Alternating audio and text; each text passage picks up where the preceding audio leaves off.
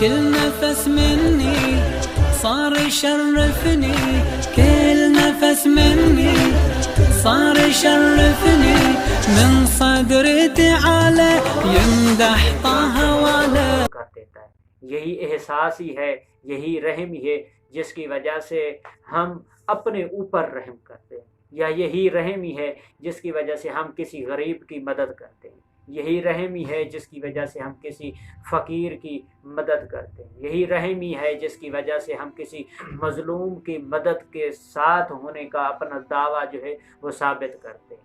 اور اسی رحم کے سلسلے میں جناب موسیٰ علیہ السلام کا ایک واقعہ بھی انہی قرآن کی تفسیروں میں بیان کیا گیا ہے کہ خدا کی مخلوق میں سے ایک ایسا بندہ کہ جس کی آنکھیں نہیں ہیں، جس کے پاؤں بھی نہیں ہیں، ہاتھ بھی نہیں ہیں.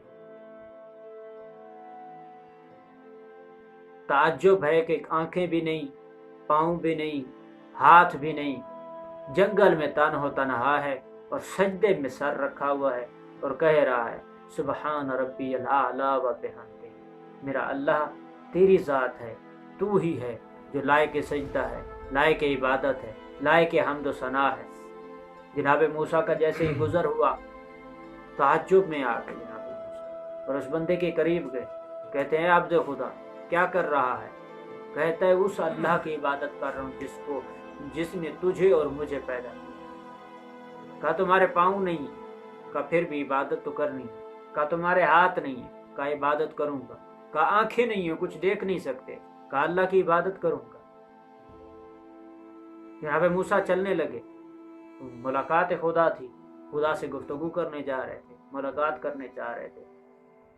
کچھ قدم ابھی انہوں نے طے کیے تھے یا پیچھے سے اسی لاچار کمزور لاغر نحیف آدمی نے آواز دی اے موسیٰ، اے اللہ کے نبی.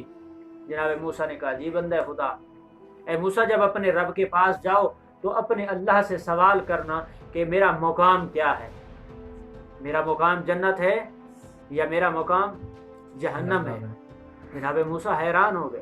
کہا عبد خدا تمہارے پاؤں نہیں، تمہارے ہاتھ نہیں، تمہاری آنکھیں نہیں، پاؤں سے تم معذور، ہاتھوں سے تم معذور، آنکھوں سے تم معذور، اور تم سجدہ بھی کر رہے ہو تن تنہا جنگل میں، اور پھر بھی ابھی تم پوچھ رہے ہو کہ میرا مقام کیا ہے.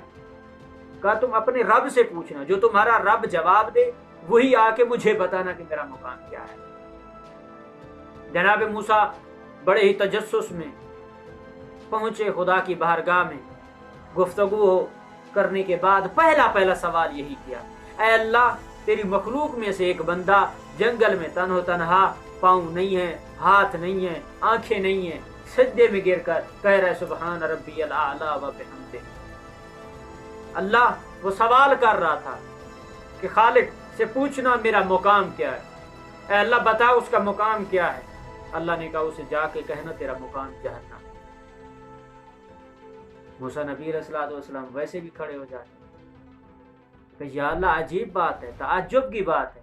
ایک آدمی کے پاؤں نہیں ہیں، ہاتھ نہیں ہیں، آنکھیں نہیں ہیں، چل وہ نہیں سکتا، کام وہ نہیں کر سکتا، دیکھ وہ نہیں سکتا، فقط زبان اور جسم کا آدھا حصہ ہے، سجدے میں ہے، پھر بھی عبادت کر رہا ہے، تیری ذکر کر رہا ہے، ستائش کر رہا ہے، عبودیت کا سجدہ ادا کر رہا ہے، پھر بھی اس کا مقام جہنم. کہا اسے جا کر بتا دینا.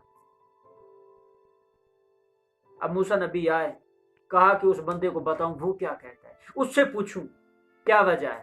جب موسیٰ علیہ السلام آئے اور اس بندے کو کہا کہ میں نے اللہ سے تمہارے سوال کے لیے پوچھا، تو اللہ نے کہا کہ اسے بتانا تم نے سوال کیا تھا کہ میرا مقام جنت ہے یا جہنم. اللہ نے کہا تیرا مقام جہنم ہے.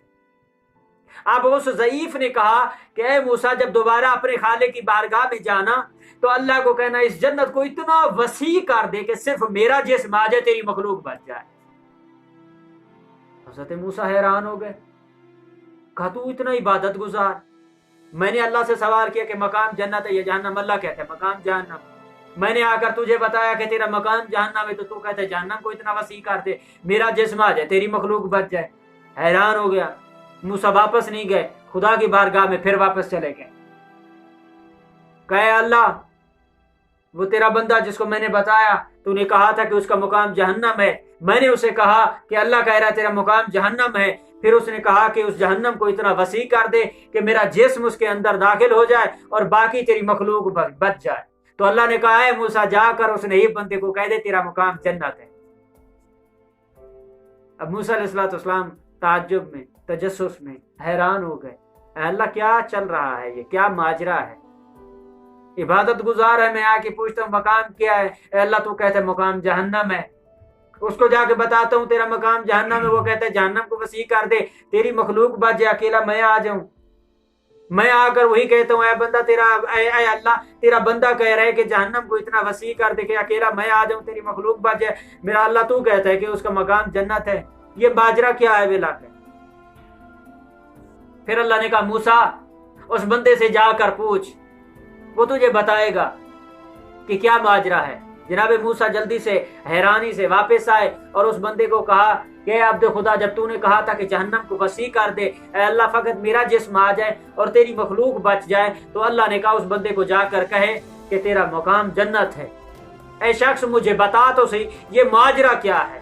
تو اس بزرگ نے جس کے پاؤں نہیں تھے، ہاتھ نہیں تھے، آنکھیں نہیں تھی، مسکرا کے چہرے پہ تبسم لے کے آ کے بولتا ہے اے موسیٰ جب میں نے تمہیں ذمہ لگایا تھا کہ اللہ سے پوچھنا کہ میرا مقام جنت ہے یا جہنم، اس وقت جب اللہ نے کہا تھا کہ اے بندہ تیرا مقام جو ہے وہ جہنم ہے، اس کی وجہ یہ ہے کہ جب سے یہاں اس مقام پر موجود ہوں میرے کھانے پینے کے لیے اللہ نے ایک فرشتے کو مقرر کیا ہوا ہے جو انار کے دانے اپنی چونچ سے لے کر میرے منہ میں ڈالتا ہے، میری غذا پوری ہوتی ہے، لیکن میں نے کبھی اس سے یہ نہیں پوچھا کہ کیا تو نے بھی کھانا ہے یا نہیں کھانا۔ اللہ کو یہ بات بہت بری لگی اور ناپسند آئی کہ میں نے اس کی مخلوق پر ظلم کیا ہے۔ جناب موسیٰ حیران ہو گئے، کہا چلو یہ تو ٹھیک ہے۔ پھر اللہ نے کہا کہ تیرا مقام جنت ہے، اس کی وجہ کہا کہ پھر جب تو نے آ کر مجھے بتایا کہ اللہ کہہ رہا ہے کہ اس شخص کو بول تیرا مقام جہنم ہے، تو وہ جو مقام میرا جہنم تھا میں نے کہا کہ اللہ کو کہنا کہ جہنم کو اتنا وسیع کر دے اکیلا میں آ جاؤں تیری مخلوق بچ جائے۔ تو اللہ کو میری یہ بات پسند آئی کہ میں نے اس کی مخلوق پر رحم کرنا پسند کیا ہے، اللہ نے میرا مقام جنت قرار دے دیا ہے۔ یعنی کہنے کا مقصد یہ ہے کہ اس ماہ سیام میں جہاں پر ہم ہزاروں رکعتیں نمازیں پڑھیں، 6 ختم قرآن کر لیں، یا ہم ترجمے کے ساتھ قرآن پڑھیں، تسبیحاں پڑھیں، استغفار کریں، روزے رکھیں، اگر ہمارے اندر کسی کے لیے رحم نہیں ہے، کسی کے لیے احترام نہیں ہے، کسی کے لیے احساس نہیں ہے، تو پھر ہماری کوئی باتوں کا فائدہ نہیں ہے۔ یعنی جب کہ وہ